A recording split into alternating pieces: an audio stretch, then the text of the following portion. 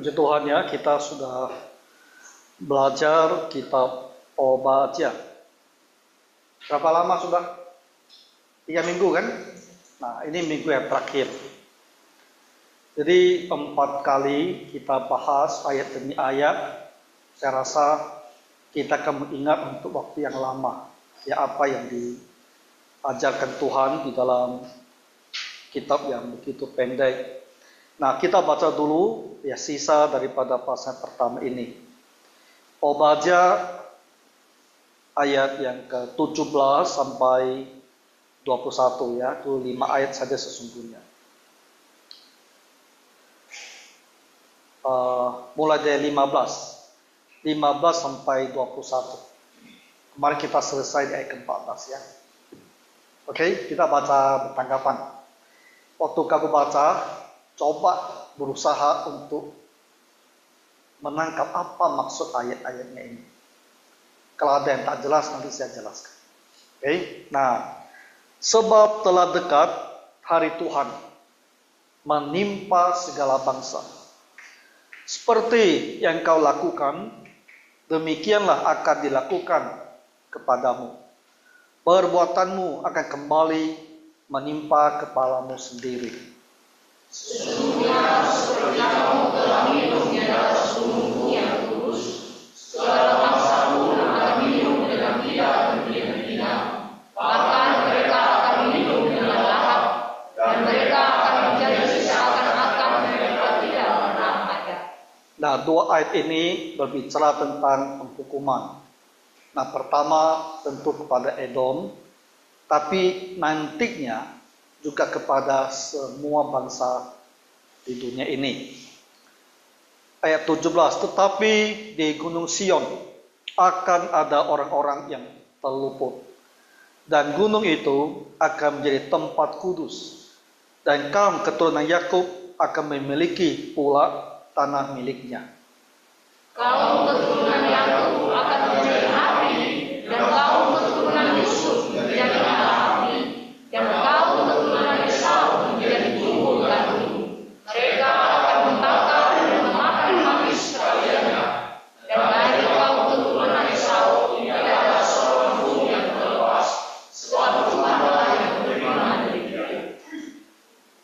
Maka orang-orang tanah Negev akan memiliki pegunungan Esau, dan orang-orang daerah bukit akan memiliki tanah orang Filistin. Mereka akan memiliki daerah Efraim dan daerah Samaria, dan suku Benyamin akan memiliki daerah Gilead. Orang-orang Israel yang melangkut ke dalam pembuangan akan memiliki tanah orang Kanaan sampai ke Safat, dan orang-orang Yerusalem yang melangkut ke dalam pembuangan yang ada di Separat akan memiliki kota-kota di tanah Negev. Sama-sama, penyelamat akan naik ke atas gunung Sion untuk menghukumkan pegunungan Esau. Maka Tuhanlah yang akan punya kerajaan itu. Nah, dari ayat 17 sampai 21 itu berbicara tentang orang Israel. Ya, mereka akan kembali ke tanah Kanaan dan akan memiliki kembali negeri tersebut setelah dari pembuangan. Oke. Nah, jadi ini ada 2 sisinya yang mau kita lihat. Nah, sekarang kita lihat ini. Mulai dari 15 dan 16 ya. Jadi setelah apa yang dilakukan oleh Edom dan juga oleh Babilonia ya kepada orang Israel, maka Tuhan membicarakan ya penghukuman yang akan menimpa bangsa-bangsa itu. Dan bangsa-bangsa di dunia ya dari Babilonia, Persia, Yunani, Romawi dan seterusnya, bangsa-bangsa itu selalu akan menindas, berbuat kejahatan. Jadi Tuhan berbicara bahwa segala bangsa itu nanti juga akan dihukum. Ya. Sebab telah dekat hari Tuhan Nah, kalau kita baca di kitab Nabi-Nabi, ketika istilah hari Tuhan itu digunakan, itu artinya apa? Artinya hari penghukuman. Ya, hari Tuhan itu bukan hari Minggu ya. Yang kamu salah, hari Minggu ini bukan. Ini hari Tuhan, ada hari yang mengerikan. Ketika dalam keadilan dan kebenaran, ya Tuhan akan menghakimi dunia ini. Jadi hari Tuhan telah dekat menimpa segala bangsa. Tapi hari penghukuman itu akan menimpa segala bangsa itu sudah dekat. Seperti yang engkau lakukan, demikianlah akan dilakukan kepadamu. Apa yang mereka lakukan? Menindas, menjajah, kejahatan. Ya. Apa yang mereka perbuat kepada bangsa lain akan diperbuatkan kepada mereka. Dan kata lain, penderitaan yang mereka akibatkan kepada bangsa lain, mereka akan menderita. Ya. Seperti yang engkau lakukan, demikianlah akan dilakukan kepadamu. Ya. Perbuatanmu akan kembali menimpa kepalamu sendiri. Ini satu prinsip kita pahami sekali. Ini bukan hukum karma. Kita bukan meniru konsepnya orang Buddha, bukan. Ya. Kalau karma itu sesuatu kembali pada kamu dan tak ada Tuhan yang mengendalikan. Itu seperti satu aksi akan ada reaksinya, itu aja. Tapi kalau ayat ini berbicara perbuatanmu akan kembali menimpa kamu, itu karena ada Tuhan di surga yang adil, yang hidup dan melihat, dan dia akan membalaskan kejahatan kepada orang yang melakukan kejahatan. Jadi ini ada satu prinsip yang Tuhan jalankan atas bangsa-bangsa. Maka kita pun harus ingat kepada setiap pribadi, apa yang kita lakukan pada orang lain, Tuhan bisa lakukan kepada kita. Ya. Jadi kita harus hati-hati, jangan berbuat jahat terhadap orang lain. Ya. Nah, ayat 16 ini yang menarik. Kalau kau baca ngerti tak apa artinya ini. Sesungguhnya seperti kamu telah minum di atas gunungku yang kudus, segala bangsa pun akan minum dengan tidak henti-hentinya. Bahkan mereka akan minum dengan lahap, dan mereka akan menjadi seakan-akan mereka tidak pernah ada. Ngerti? Ayat ini. Ada yang ngerti? Saya jelaskan ya. Nah, gunungku yang kudus. Nah, ini Alkitab sering bicara tentang gunung Tuhan yang kudus. Nah, ketika kata ini digunakan, sangat sering maksudnya adalah Yerusalem. Ya, Yerusalem. Nah, Yerusalem itu ada di satu gunung, bukit lah, sebenarnya bukit. Tapi di bukit yang satu ini pun ada bukit-bukit yang lain. Jadi ada bukit Moria, ada bukit Sion lagi. Ya kan? Anda dengar kan? Bukit Sion. Nah, jadi di Yerusalem itu sudah dia sendiri di atas bukit. Alkitab sering bilang gunung ya. Tapi dia sebenarnya adalah sebuah bukit. Nah, di atas bukit itu ada Gunung Moria. Gunung Moria itu tempat bait suci berada. Lalu ada Gunung Sion. Gunung Sion itu adalah pusat pemerintahannya Raja Daud. Kata lain, istananya itu terletak di Bukit Sion. Jadi kalau Tuhan bilang gunungku yang kudus, ya dia berbicara lah arah Yerusalem, ya tempat Raja Daud itu bertakhta. Jadi tidak bisa kita pastikan maksudnya adalah Yerusalem secara keseluruhannya, atau dia berbicara tentang Bukit Sion sebagai pusat pemerintahan. Tapi arahnya adalah ke Yerusalem itu. Karena Tuhan dikatakan berada di sana. Ya. Sebab telah dekat hari Tuhan. Nah, ayat 16. Sesungguhnya seperti kamu telah minum di atas gunung yang kudus. Minum di sini, lalu segala bangsa akan minum dengan tidak henti-hentinya. Nah, di ayat ini kata minum itu muncul 3 kali ya. Tapi dia sebetulnya punya makna yang berbeda. Kalau kita udah mengerti apa arti salah satu kata minum ini, kamu bisa ngerti ayat ini apa. Nah, yang pertama, seperti kamu telah minum di atas gunung kudus, ini berbicara tentang perayaan.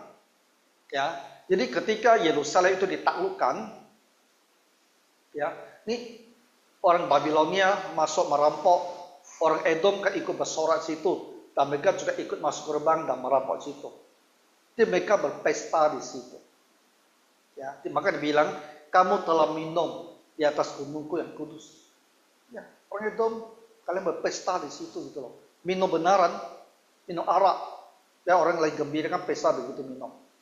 Nah, jadi Tuhan gunakan kata yang sama minum itu untuk mengatakan mereka akan dihukum.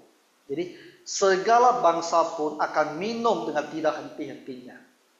Nah, ini ayat bukan bilang segala bangsa akan berpesta lagi di Yerusalem, bukan. Tapi segala bangsa ya, mereka yang datang ke Yerusalem meluluh rontakan kota itu, mereka itu akan diberi minum hukuman. Jadi kata minum ketika muncul kedua kalinya, dia punya makna kiasan. Minum hukuman. Nah, dari mana kita tahu bahwa Alkitab ada menggunakan kiasan seperti ini? Di kitab Yeremia pasal 25, 15, dan 16. Saya bacakan ya. Yeremia pasal 25 ayat 15 dan 16. Di situ juga digunakan kiasan minuman tapi sebagai hukuman. Dah? Yeremia 25 ayat 15 dan 16. Beginilah firman Tuhan, Allah Israel kepadaku, ambillah dari tanganku piala berisi anggur kehangatan amarah ini, dan minumkanlah isinya kepada segala bangsa yang kepadanya aku mengutus engkau. Jadi piala berisi anggur kehangatan amarah, dan minumkanlah kepada segala bangsa, supaya mereka minum menjadi terhuyung-huyung dan bingung kena pedang yang hendak kukirimkan ke antaranya. Jadi dari kitab Yeremia pasal 25 kita melihat bahwa ternyata dalam kitab Nabi, mereka tidak menggunakan kiasan minuman ini, ya, dalam arti mendatangkan hukuman. Nah, jadi kembali kepada Obadya, segala bangsa pun akan minum dan tidak henti-hentinya, bahkan mereka akan minum dengan lahap. Jadi bangsa-bangsa ini akan minum tak henti-henti, minum dan lahap gitu. Kalau minum benaran arak yang mungkin menyenangkan, tapi ini sebetulnya adalah mereka akan ditimpa oleh penghukuman. Dengan tidak henti-hentinya, minum dengan lahap itu punya makna hukuman mereka itu akan begitu keras dan begitu kencang. Apa akibatnya? Mereka akan menjadi seakan-akan mereka tidak pernah ada. Begitu berat hukuman yang akan menimpa bangsa-bangsa ini, maka mereka seperti tidak pernah ada. Lebih baik mereka tidak pernah ada. Kehancuran yang akan menimpa mereka itu akan sedemikian berat parahnya, sehingga dikatakan mereka akan menjadi seakan-akan tidak pernah ada. Oke, sekarang sudah paham kan makna dua ayat ini? Nah, jadi ini berbicara tentang penghukuman terhadap Edom dan terhadap segala bangsa di dunia. Kapan ini akan terjadi? Kita belum melihat ya. Segala bangsa di dunia akan dihukum. Ini adalah suatu hal yang akan terjadi di masa yang akan datang. Nah, kita lanjutkan ayat ke-17. Keluputan hanya ada di Sion. 5 ayat ini berbicara bahwa orang Israel akan terluput. Mereka akan kembali ke tanah negeri mereka. Ya. Bahkan mereka akan menguasai tanah yang lebih luas yang Tuhan janjikan kepada mereka. Jadi kita harus ingat, Obadya nubuat ini ditulis setelah keruntuhan Yerusalem di tahun 586. Jadi bangsa-bangsa yang di utara, kerajaan Israel ya di utara, itu kan sudah ditawan sebelumnya oleh bangsa Asyur. Ya. 586 mayoritas orang Yahuda dari kerajaan Yahuda ini juga pun ditawan dibawa ke Babilonia. Di negara mereka itu sudah hancur. Jadi kalau mereka bertanya, kita bangsa Israel, apakah masih ada masa depan? Ya, kita sudah ditawan, dibuang ke daerah-daerah lain. Apakah kita mungkin akan kembali lagi? Apakah kita mungkin akan memiliki negeri kita kembali? Nah, di Obadya inilah menjawab pertanyaan ini. Ya, bahwa Tuhan akan bawa mereka kembali. Dan akan berikan lagi mereka negeri tersebut. Ya. Ayat 17, tetapi di Gunung Sion. Gunung Sion itu pusat pemerintahan Daud. Ya. Akan ada orang-orang yang terluput. Ya. Jadi akan ada orang yang selamat. Dan gunung itu akan menjadi tempat kudus. Kan sudah dihancurkan oleh Babilonia. Ya, bait suci pun sudah mereka bakar habis. Tapi Tuhan bilang, gunung itu akan menjadi tempat kudus kembali. Dan kaum keturunan Yakub akan memiliki pula tanah miliknya. Waktu mereka mendengarkan nubuat ini yang ada di luar sana, yang sudah sampai ke Mesopotamia, begitu jauh, dan mereka pikir, kami akan memiliki tanah itu kembali. Dan sisa-sisa yang tinggal di Israel, ya dalam keadaan yang sangat susah, lemah, tak berdaya, dan banyak bangsa sudah masuk menduduki tanah mereka. Maka pikir, kami akan memiliki tanah ini kembali. Kelihatannya mustahil, tapi ini adalah nubuat. Obadya menjanjikan atas nama Tuhan, mereka akan kembali, mereka akan mendapatkan tanah itu kembali. Kaum keturunan Yakub akan menjadi api, dan kaum keturunan Yusuf menjadi nyala api, dan kaum keturunan Esau menjadi tunggul gandum. Mereka akan membakar dan memakan habis sekaliannya. Dan dari kaum keturunan Esau tidak ada seorang pun yang terlepas, sebab Tuhanlah yang berfirman demikian. Ayat ini berbicara apa? Bahwa orang Israel ini nantinya mereka akan menghukum bangsa Edom ini. Ya, telah berbuat jahat terhadap mereka. Kenapa disebut keturunan Yusuf? Halo, ada yang tahu tidak?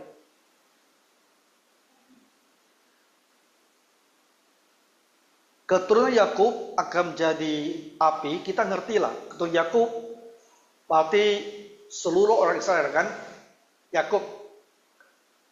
Tapi kenapa disebut keturunan Yusuf? Apa maknanya? Atau ketika Obadya sebut keturunan Yusuf, apa sih yang dia pikirkan? Yusuf punya anak 2 orang kan? Siapa namanya? Manase dan Efraim. Yang sulung siapa? Yang sulung Manase kan? Tapi berkat Yakub ada pada si Efraim. Betul ya? Benar kan? Nah, apa yang terjadi dengan berkat Yakub itu? Nanti pada masa kerajaan itu pecah jadi 2 suku, Yehuda dan Benyamin ada di selatan kan. Jadi tetap dipimpin oleh keturunan Daud. 10 suku itu di utara itu banyak. Siapa yang pimpin? Efraim. Efraim menjadi suku yang paling kuat di wilayah utara. Efraim yang menjadi raja di sana. Maka disebut di sini disebut keturunan Yusuf. Karena Obadya mau mengatakan kerajaan utara yang sudah dibawa pergi tahun 722 oleh Asyur itu akan kembali juga dan ikut dalam menghukum Edom. Nah, itulah arti pentingnya kenapa Obadya sengaja pergi menyebut keturunan Yusuf. Ketika kamu baca kitab Nabi-Nabi ya, dia sering menyebut nama daerah. Jadi kamu harus tahu apa yang pernah terjadi di daerah tersebut. Nah, itu jadi kunci untuk memahami kenapa Nabi tersebut tiba-tiba menyebut sebuah daerah. Pasti ada sejarah latar belakangnya. Ya. Nah, Esau, keturunan Yakub, keturunan Yusuf akan jadi nyala api.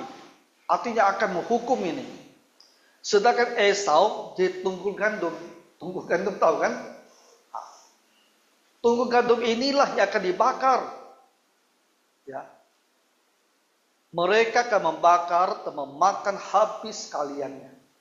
Jadi Esau ini akan dihancurkan benar. Dan dari keturunan Esau tidak ada seorang pun yang terlepas, sebab Tuhanlah yang berfirman demikian. Jadi Esau ini akan binasa, benar-benar binasa. Sekarang saya mau jelas sedikit ya, bagaimana akhir daripada kerajaan Edom ini. Bisa kita lihat sebentar.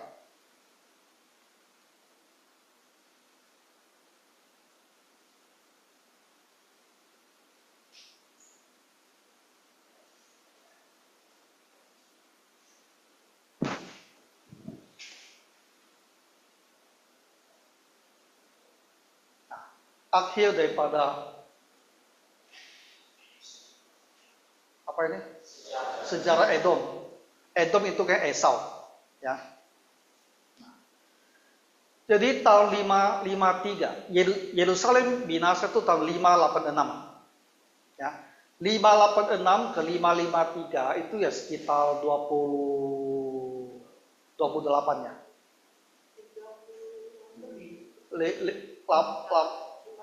33 tahun ya, 86 33 tahun. Nah, setelah Yerusalem binasa, akhirnya itu Babilonia dia juga menyerang Edom.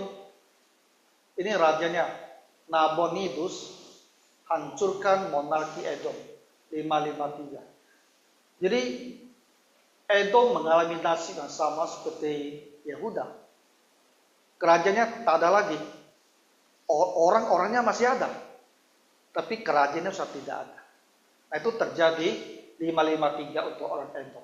Monarki atau kerajaan Edomnya hancur, tak ada raja lagi.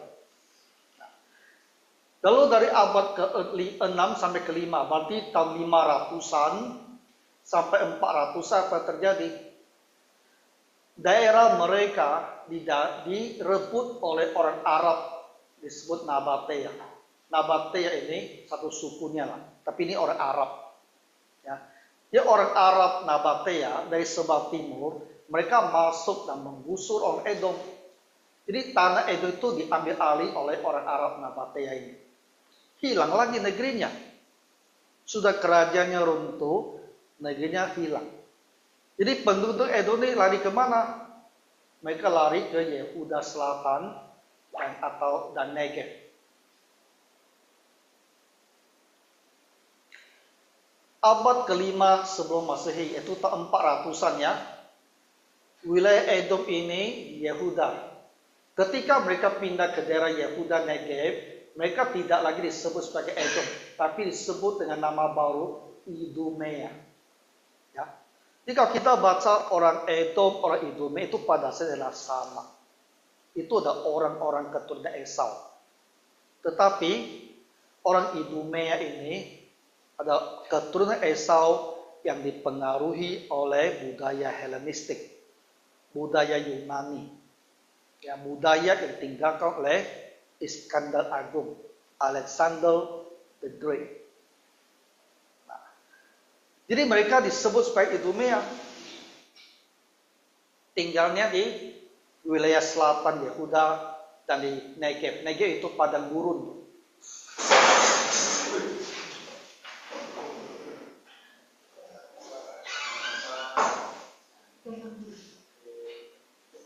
Bisa juga ya dia jatuh gitu ya, sampai kursinya roboh.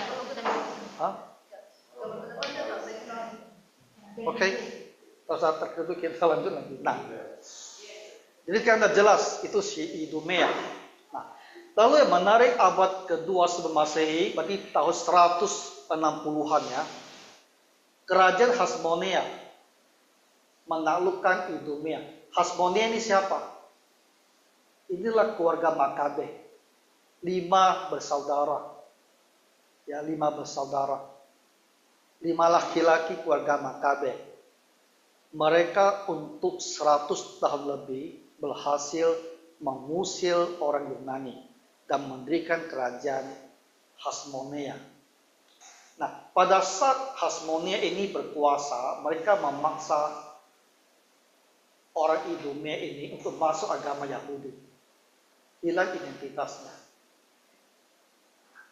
Jadi kerajaannya runtuh dulu, lahannya hilang, agamanya pun hilang.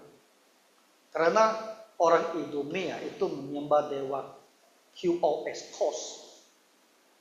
Dan kita tak tahu dewa seperti apa. Dan mereka bukan menyembah Tuhan Allah. Jadi oleh kekaisaran Hasmonea ini, orang-orang Edom Idumea ini dipaksa masuk agama Yahudi, konversi masuk agama Yahudi. Lalu mereka berhasil berasimilasi ke dalam masyarakat Yahudi. Karena sekarang sama-sama agamanya. Dan itulah yang membuat nantinya di tahun 37 sampai 4 sebelum Masehi, Herodes Agung orang Idumea menjadi raja Yudea. Ya. Dia bukan orang Israel, dia orang Edom, dia orang Idumea, tapi dia beragama Yahudi. Sejak ayahnya beragama Yahudi. Jadi dia oleh Kaisar Roma dianggap sebagai orang Yahudi dan diangkat di raja untuk menguasai wilayah Yehuda ini. Lalu 66 sampai 70 Idumea hilang dari sejarah setelah perang Yahudi yang pertama dengan Romawi. Ini adalah perang pertama antara Yahudi dengan Romawi. Nanti perang kedua itu 120 berakhir di Masada. Lalu Israel tersebar ke seluruh dunia. Nah, setelah perang pertama ini Idumea hilang sama sekali. Ya, karena mereka sudah tidak lagi berkuasa sebagai raja. Mereka jadi hanya jelata yang tak penting ya. Jadi dengan demikian mereka itu jadi hilang. Mungkin keturunannya dengan darah itu masih ada. Kan tidak mati semuanya. Tapi sebagai satu etnis itu dianggap sudah tidak ada. Nah, begitulah akhir daripada sejalannya si Edom ini. Oke, kita kembali ya. Nah, jadi dikatakan di ayat ke-18, keturunan Yakub, keturunan Yusuf menjadi nyala api, keturunan Esau menjadi tunggul gandum. Mereka akan membakal, memakan habis sekaliannya, dan dari keturunan Esau tidak ada seorang pun terlepas, sebab Tuhanlah yang berfirman demikian. Itulah hukuman untuk orang-orang Edom.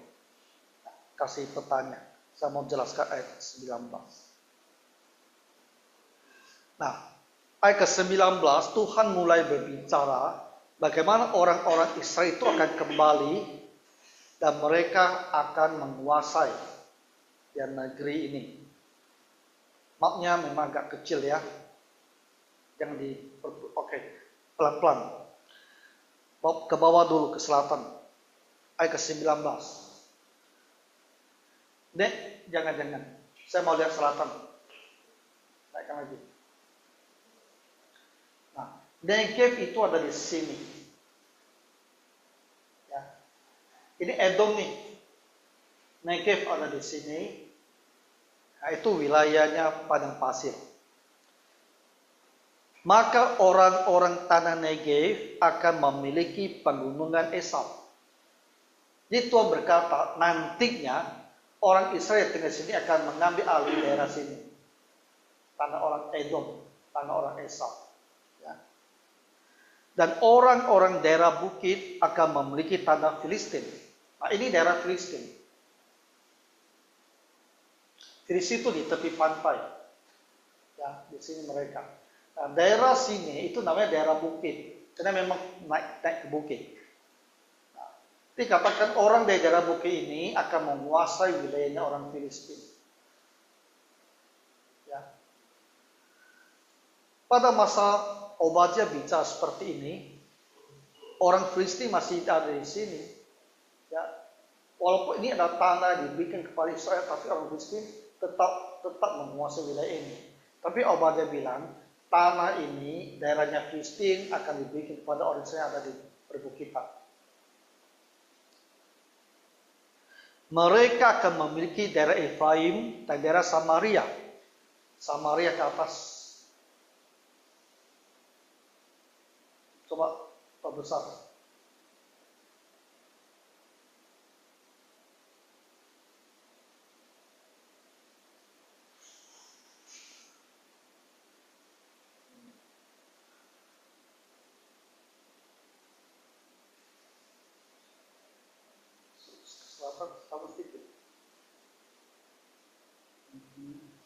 Nah, ini sekitar daerah Samaria di sebelah sini. Ya. Kenapa disebut mereka akan memiliki daerah Efraim dan daerah Samaria?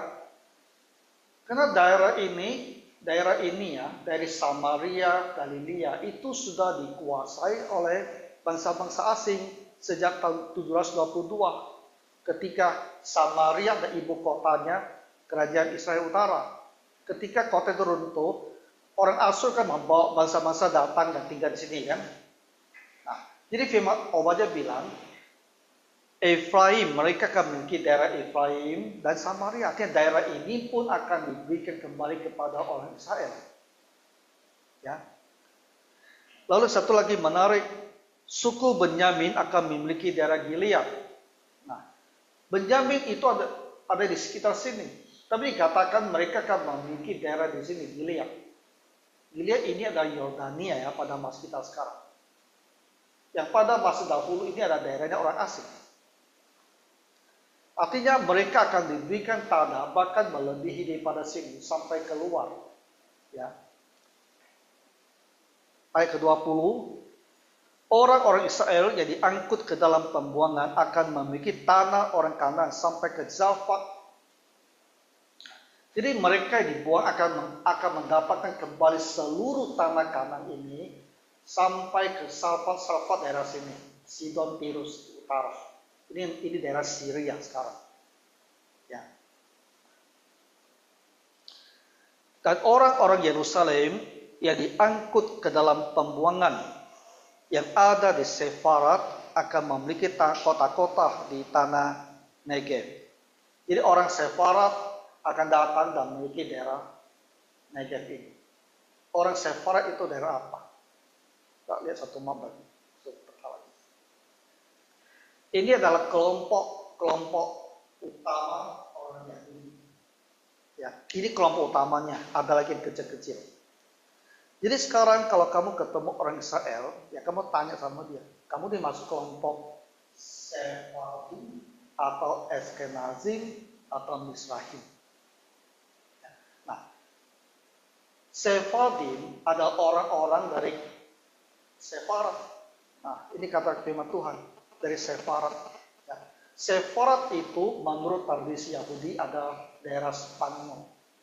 Dan kata lain, orang-orang Yahudi yang sampai ke daerah Eropa ke Spanyol itu, mereka akan kembali dan diberikan tanah Negev. Ya.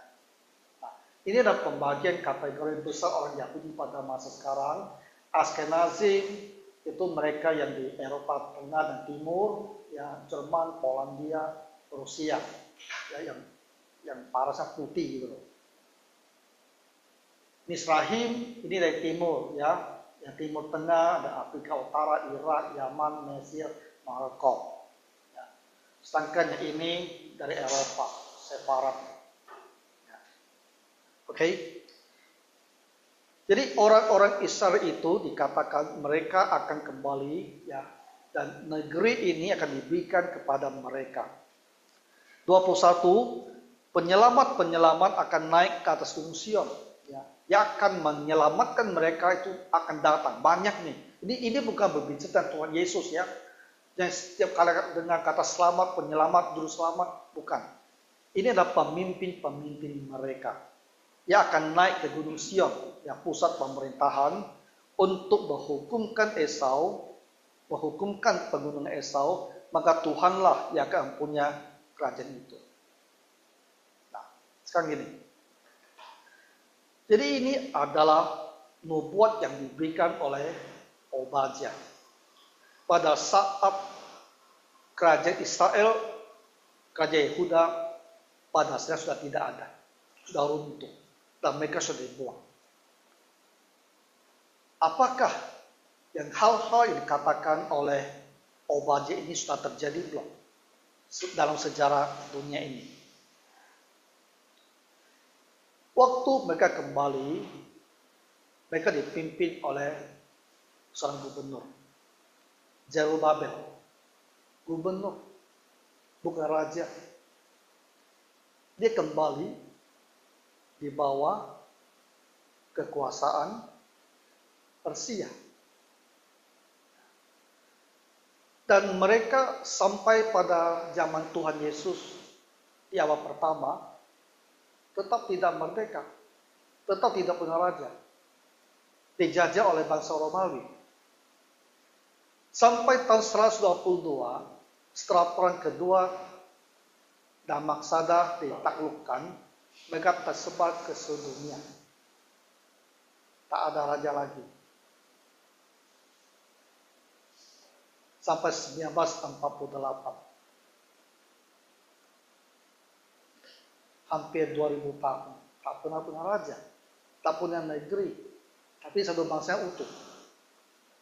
Jadi apa yang dikatakan tentang mereka menguasai tanah ini itu tidak pernah terjadi. Ya. Sekarang pun 1948 mereka sudah sebuah bangsa pun. Sekarang mereka juga tidak terjadi. Mereka ada menguasai sejumlah wilayah. Tapi banyak wilayah disebutkan di sini tidak mereka kuasai juga. Ya. Jadi pertanyaan adalah apa yang dijanjikan Tuhan melalui Obadya ini, apakah itu tidak akan lagi dipenuhi? Artinya gini, ini dua bangsa ini sudah hancur kan, sudah dibuang ke Asur, sudah dibuang ke Babilonia, sudah tidak ada lagi. Lalu datang Obadya bicara seperti ini, kata-katanya jelas gitu loh. Apakah ini hanya sekedar bicara saja?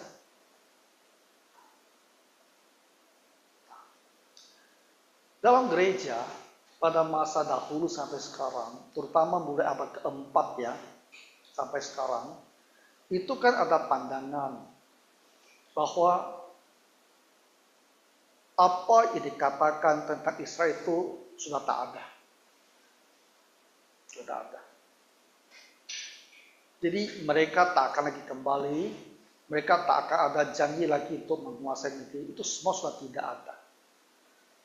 Lalu mereka bilang, apa yang dijanjikan kepada Israel itu sekarang beralih kepada gereja. Tapi gereja kan tidak pernah menguasai negeri ini. Jadi mereka bilang itu atas secara rohani. Atas rohani. Kita menguasai hati orang. Di mana-mana orang bertobat.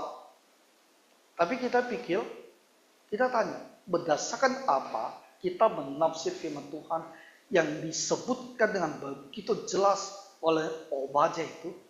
ditafsirkan secara rohani, berdasarkan apa? Dan semua ini tak akan pernah terjadi lagi, karena ini sudah beralih kepada gereja. Berdasarkan apa kita tafsir seperti ini? Ini kan perkataan yang bukan perkataan ringan. Ini keras sekali bilang bagaimana Tuhan akan menghukum, bagaimana Israel itu akan dibawa kembali. Jadi gereja-gereja, terutama gereja-gereja reformasi ya, yang keluar dari abad 16 reformasi, itu rata-rata semua berpikir ini semua sudah tidak ada, tak dipenuhi lagi, ini sudah tak ada. Dipenuhi di gereja dalam arti rohani saja.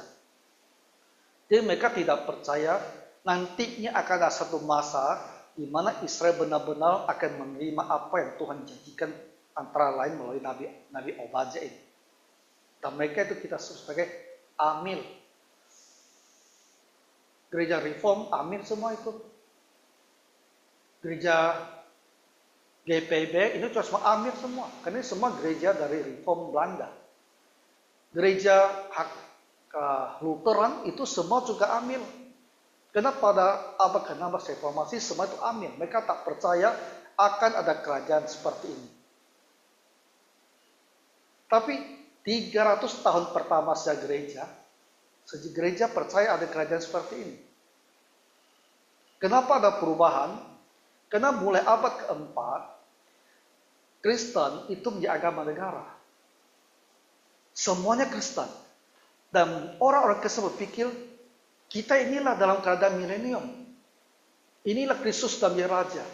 Jadi mereka meninggalkan kepercayaan bahwa ada kerajaan 1000 tahun di muka bumi ini. Tapi 300 tahun pertama sejak gereja itu percaya.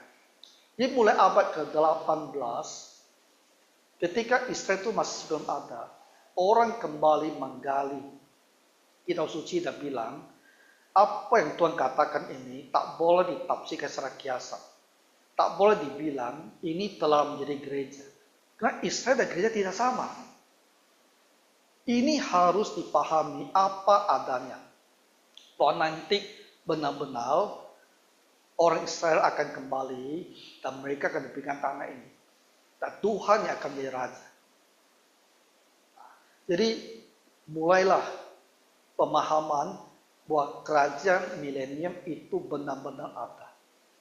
Jadi dalam dunia kekristenan kita sekarang, sebagian bilang tak ada, jadi amil, sebagian bilang ada, kerajaan milenium.